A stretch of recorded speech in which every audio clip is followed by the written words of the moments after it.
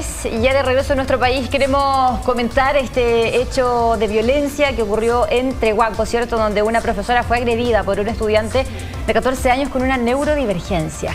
¿Qué conversar sobre este tema, los diferentes grados que pueden tener los niños de este espectro y qué pudo haber pasado para provocar este hecho, así como los protocolos que deben tener los colegios? Bueno, en esto queremos centrarnos junto a Claudia Guajardo, fonoaudióloga, magístra además en neurorehabilitación y diplomada en educación inclusiva y discapacidad y académica de la Universidad Autónoma. ¿Cómo estás? Muchas gracias por estos minutos. Hola, Claudia. Hola, ¿cómo están?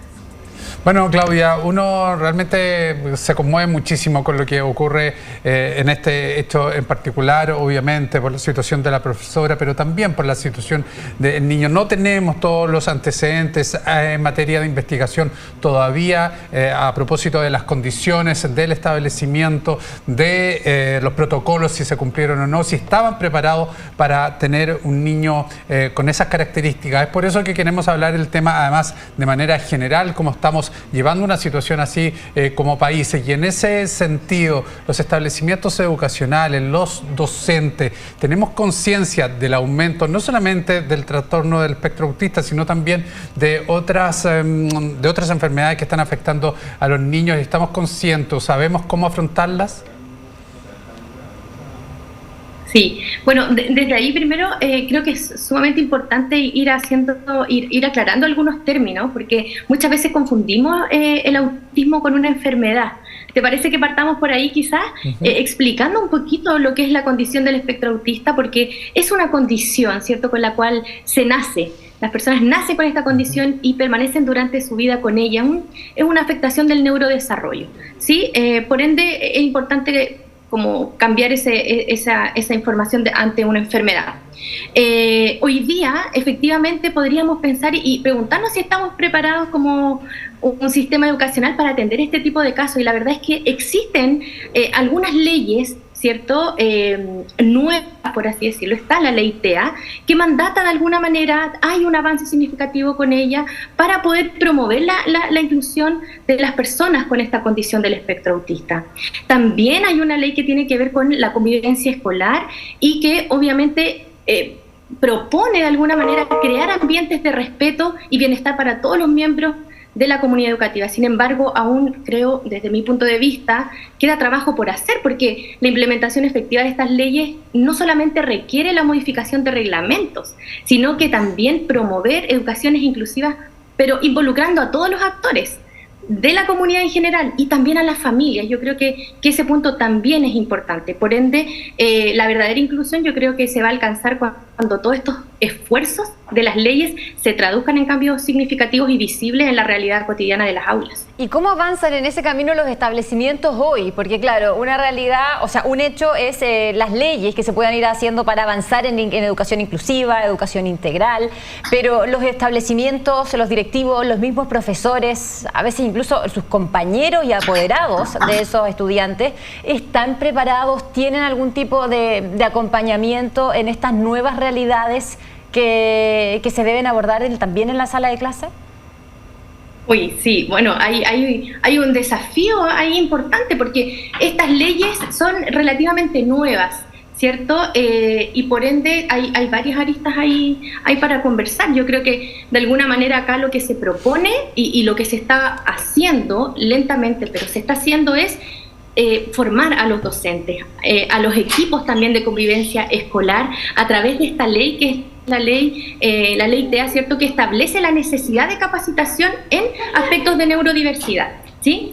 Pero también para adaptar espacios educativos, para prevenir estas crisis que muchas veces las personas con autismo podrían cursar, crisis que son sensoriales o emocionales, dependiendo también del contexto, y eso se transforma muchas veces en desregulaciones, ¿sí? Y por otro lado también, en ese caso podríamos ver las familias, el rol que toman, ¿cierto?, si es un rol activo o no, en el bienestar también de sus hijos, el apoyo que les proporcionan en cuanto a su desarrollo en general y cómo también externalizan estos apoyos y no solamente se quedan con los apoyos del colegio. Entonces hay un trabajo que tiene que ser mancomunado de todas las entidades en el fondo.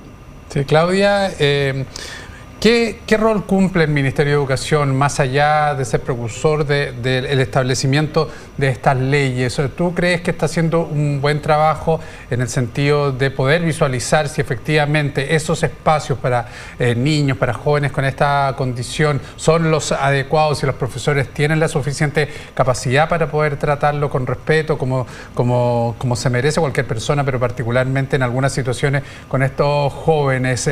¿Cuál es la evaluación que tú haces de quien dirige la educación en este país?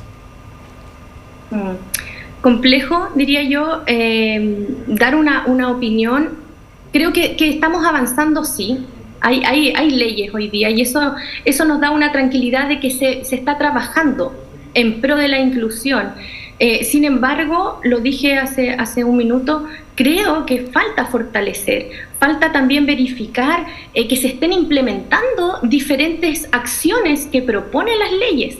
¿Ya? Las leyes de alguna manera tienen que ir implementándose poco a poco, pero también tenemos que ir de alguna manera, diría yo que hay que estar como gestionando, mirando si se están cumpliendo o no, porque por un lado tenemos la propuesta, por ejemplo, de la ley 21.545, que es la ley donde propone específicamente tener un protocolo ante situaciones de desregulación emocional, sensorial, ¿cierto? Dependiendo la causa. Entonces, bien, lo están verificando, lo estarán coordinando. ¿Cómo se ve eso? Yo creo que falta todavía, pero sin duda que vamos avanzando. Y estos protocolos que debieran tener hoy día los establecimientos, manejar también los profesores, ¿cómo debieran socializarse en la sala de clase o en el mismo colegio? Porque claro, ante una eventual desregulación, como lo que tú mencionabas, ¿qué hacer? ¿Cómo actuar? ¿Cómo entender o recordar de alguna manera y atender de acuerdo con la necesidad que tenga ese estudiante escolar con alguna neurodivergencia? Así es.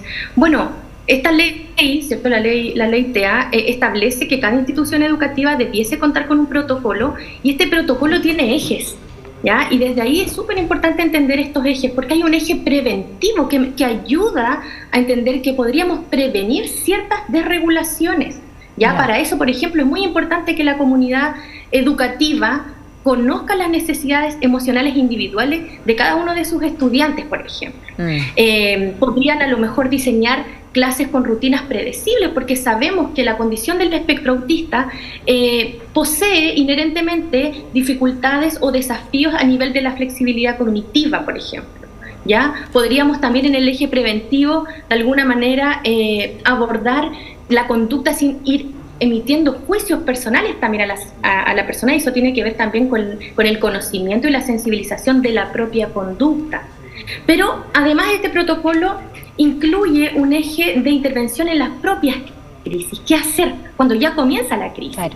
¿Ya? Por ejemplo, cambiar la actividad, el material que se está utilizando. Algo muy importante muchas veces es permitir el uso de algunos objetos de apego que utilizan los niños, que les permite y les transmite calma también.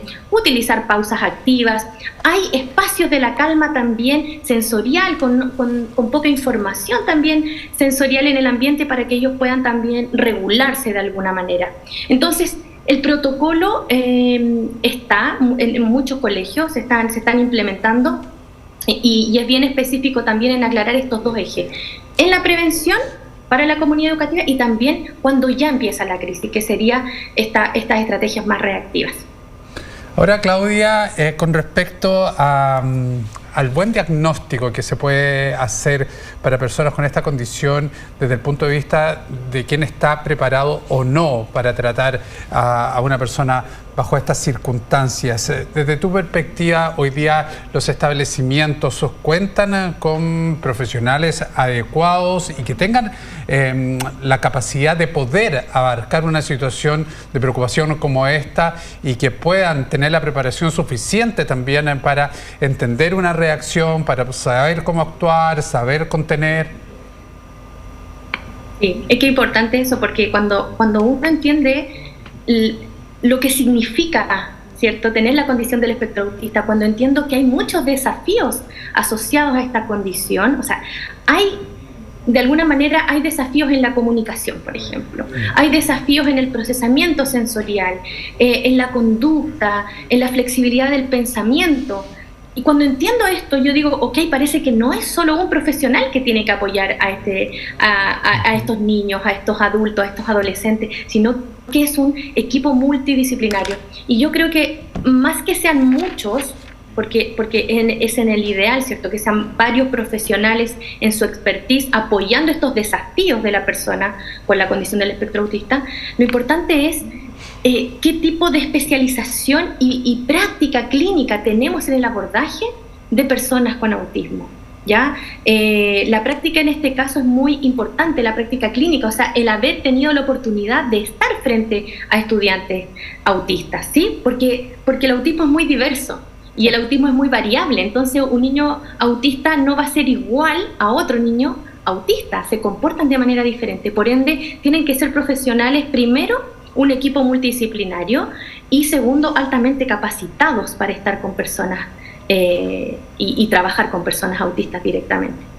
Claudia, te queremos dar las gracias por esta conversación que surge, claro, a partir de un caso tan puntual y particular en el sur de nuestro país, pero que sin duda es un tema del que estamos todavía aprendiendo y nos queda mucho por conocer, porque tan diverso como es, tú lo decías, y cada una de las realidades probablemente de un niño, una persona con neurodivergencia es distinta de la otra. Así que muchas gracias por este diálogo, que estés muy bien. Gracias, Buenas Claudia. tardes. Chao.